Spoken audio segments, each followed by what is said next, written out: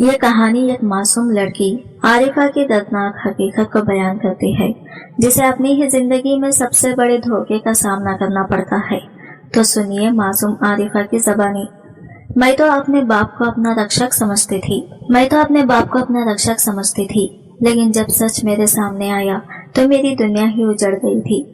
एक बाप जिसने अपनी ही बेटी को एक लालच की आग में झोंक दिया, और एक समाज जिसने मेरी चीखों को अनसुना कर दिया। सर्दियों की सर्दी तरीन रात थी जब मैं पैदा हुई थी, तो मेरी माँ दुनिया को और इस भरी दुनिया में मुझे छोड़कर चली गई थी। जब मेरे पैदा होते ही बाबा अपने हाथों में मुझे पकड़े धाड़े मार मार कर रो रहे थे और कह रहे थे, ये बिन माँ की बच्ची कैसे पलेगी। आए मेरे खुदाया, मुझ पर कैसा पहाड़ टूट पड़ा है। मैं अपनी बच्ची को संभालूं या मेहनत मजदूरी करूं। फिर कुछ सोचते हुए मुझे उठा के फूफू की गोद में डाल दिया और कहने लगे, ये बिन माँ की बच्ची है, मैं किसी और पर भरोसा नहीं कर सकता। इतना कहना था कि मेरी फूफू ने मुझे उठा के नीचे पटक दिया और मेरे बाबा से कहने लगे, तुझे नहीं पता ये बच्ची कितनी मनहूस है, पैदा होते ही अपनी माँ को खा गई, पता नहीं बड़ी होकर क्या क्या गुल खिलाएगी। मुझसे ये मनहूस लड़की का साया दूर ही रखो। मेरे बाबा रोते हुए मुझे उठा के घर ले गए।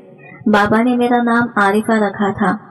बाबा ने मुझे नानी के घर छोड़ दिया और मेरे बाबा घर में तन्हा रहने लगे। मेरे बाबा एक मेडिकल स्टोर में काम करते थे। जब शाम को घर लौटते तो तन्हाई मेरे बाबा को सताने लगती।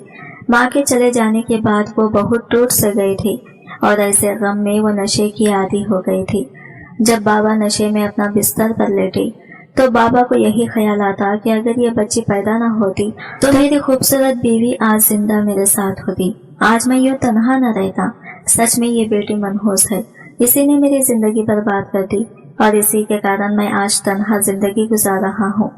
हर दिन मेरे बाबा नशे में चूर रहते और मेहनत मजदूरी करने में लापरवाह हो गए। जब मैं 12 साल की हुई तो मेरी नानी का इंतकाल हो गया।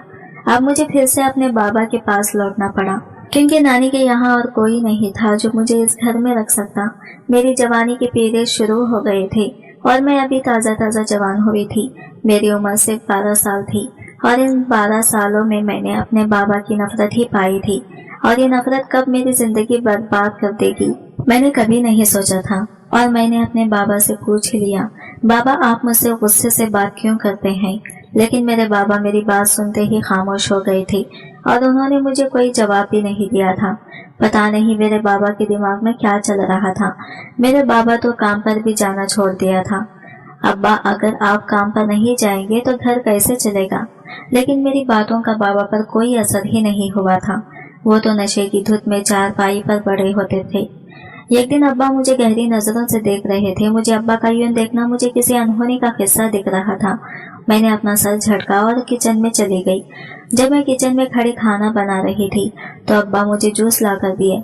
कहने लगे, इसको पी लो, तुम्हारे जिस्म में बहुत कमजोरी हो गई है, इसको पीने से तुम्हें बहुत ताकत मिलेगी और तुम्हें कमजोरी महसूस नहीं लगेगी। लेकिन मैं बाबा से कहने लगी, बाबा मुझे तो कोई कमजोरी नहीं है, मैं तो अच्छी खासी हूँ। लेकिन अब्बा तो मुझे ये जूस जबरदस्ती पिलाने लगे और मैंने वो जूस जल्दी पीकर खत्म कर दिया।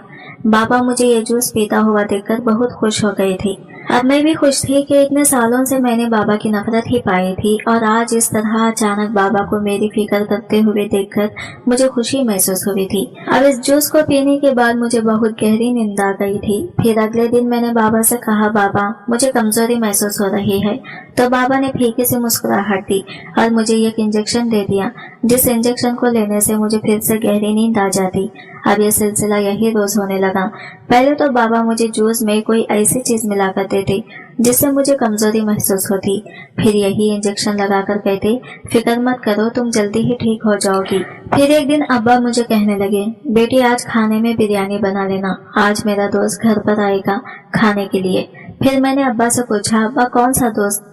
फिर अब्बा ने कहा, तो इसे नहीं जानती, तू तो बहुत छोटी थी जब मेरा दोस्त ने तुझे खिलाया करता था और वो आज बाहर मुल्क से सीधा हमारे घर आ रहा है, इसलिए कह रहा हूँ अच्छा खाना बना लेना।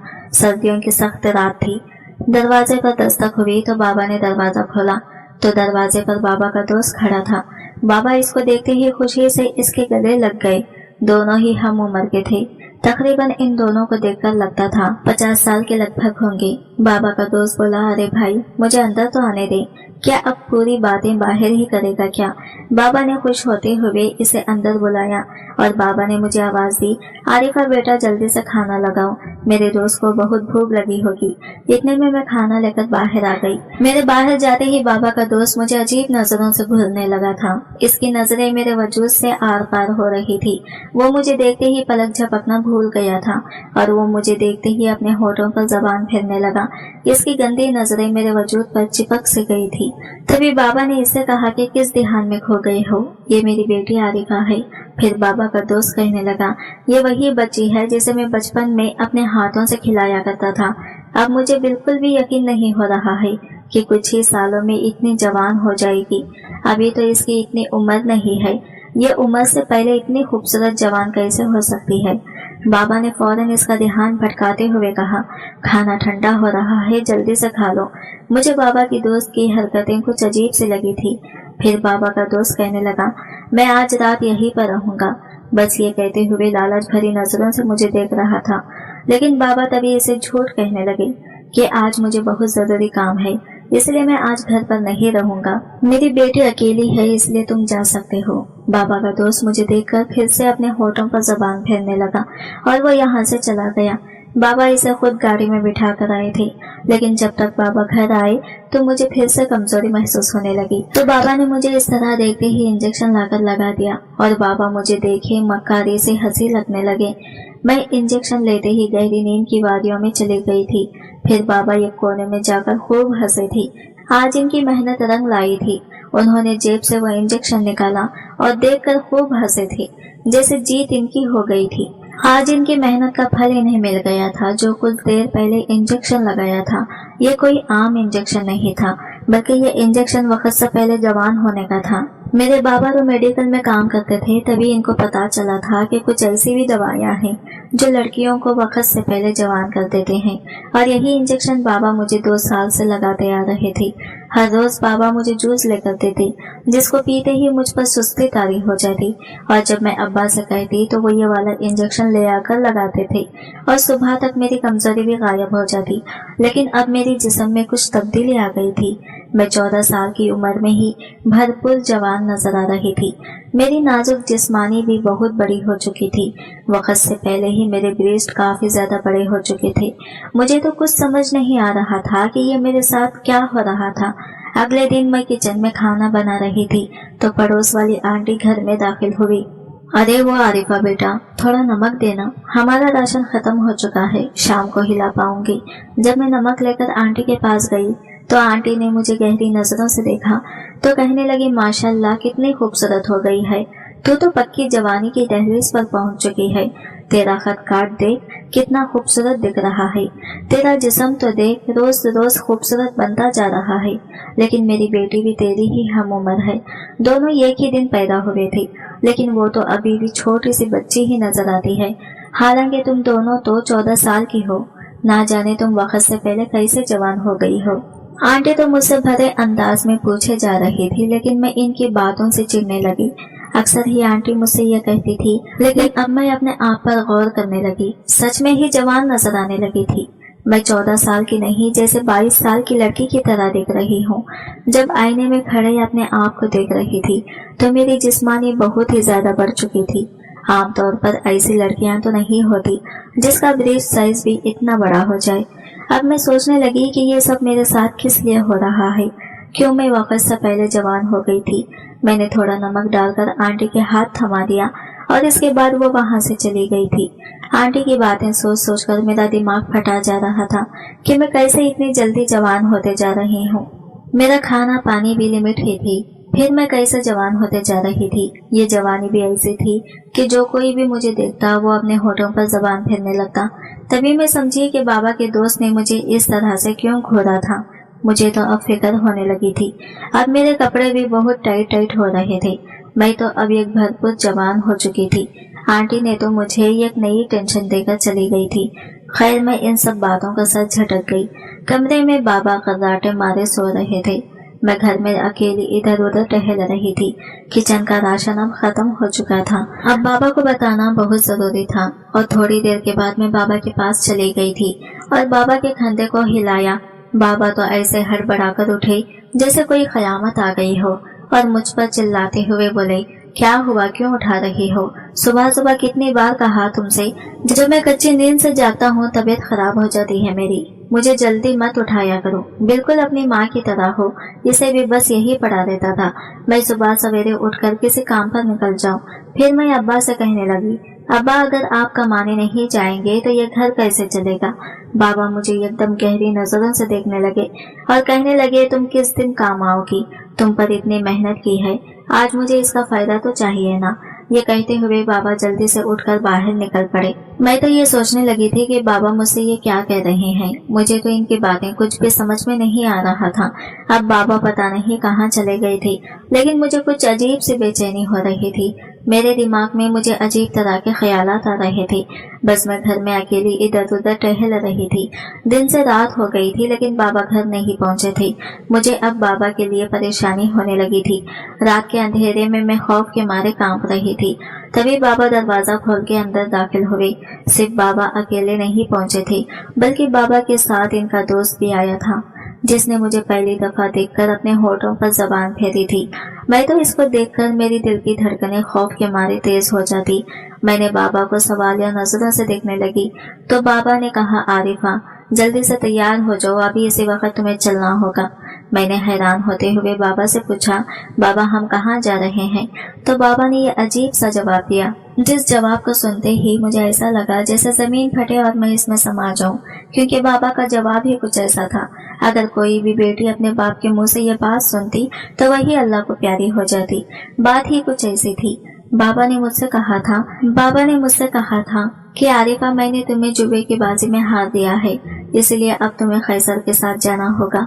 ये सुनना था कि मेरे आंखों से आंसू जारी हो गए थे। मैं सोच भी नहीं सकती थी कि मेरे बाप मेरे साथ इतना बड़ा खेल खेल गया था। और तभी मेरी नजर खैसर पर पड़ी तो खैसर लालच भरी नजरों से मुझे घूर रहा था। अब्बा की बात सुनकर मैंने नार में सर हिलाते हुए रोने लगी, चिल्लाने लगी, नहीं अब्बा, आप मेरे साथ ऐसा कैसे कर सकते हैं? मैं आपकी बेटी हूँ, मैं आपका वाहिद सहारा हूँ। प्लीज आप मुझ पर रहम करें। लेकिन मेरे जालिम बाप को कुछ फर्क ही नहीं पड़ा। बाबा तो जैसे पत्थर जैसा हो गया था। मैं रोते रोते बेहोश हो गई थी। तभी खैसर ने मुझे अपनी गाड़ी में बिठा कर ले गया। खैसर के चेहरे पर खुशी थी। फिर थोड़ी ही देर के बाद मेरी आंख खुली तो मैं एक शानदार बेडरूम में थी। बेख्तियार हड़बड़ा कर उठ बैठी थी। मैं हैरान और परेशान हो गई थी। मैं सोचने लगी थी कि ये मैं कहाँ आ गई हूँ। तभी मुझे याद आने लगा कि मेरे बेहोश होने से पहले मेरे साथ क्या हुआ था। मेरे बाबा मुझे जबरदस्ती एक इंजेक्शन लगाया था, जिसके कारण मैं बेहोश हो गई थी। ये सोचकर मेरे तो रोंगटे खड़े हो गई। मुझे अपने ही बाप से ये बिल्कुल भी उम्मीद नहीं थी। क्या कोई बाप इस तरह से इतना घिनौना खेल खेल सकता है? मैं फूट फूट कर रोई थी। बाबा ने मेरे साथ ऐसा क्यों किया? क्यों किसी के हाथों भेज दिया? मुझे बार बार यही ख्याल आ रहा था। यही सोचकर मैं रो रही थी। तभी अचानक कमरे में खैसर दाखिल हुआ। आते ही इसने दरवाजा लॉक किया और दरवाजे की कुंडी भी लगा दी। मेरा तो दिल हलक में आ गया था। खैसर की भूखी निगाहें मेरे वजूद पर आर पार हो रही थी। वो धीरे धीरे मेरे करीब आया। जैसे जैसे ये मेरे करीब आ रहा था, मेरा वजूद पूरा खौफ से कांप रहा था। नहीं, मुझे जाने दो, मेरे साथ ये जुल्म मत करो, मुझे बाबा के पास जाना है। तभी खैसर जोर से हंसने लगा और कहने लगा, कौन सा बाप? तुम्हारा अब्बा तो खुद तुम्हें 2 करोड़ की कीमत में तुम्हें बेचा है। ये सुनना था कि मैं खून के आंसू रोने लगी थी। तभी झटके से खैसर मेरे करीब आ गया। झट से मेरा दुपट्टा उछालकर दूर फेंक दिया। मैं अपने आप में सिमट गई थी। मेरे होशो हवास बेगाना हो गए थे।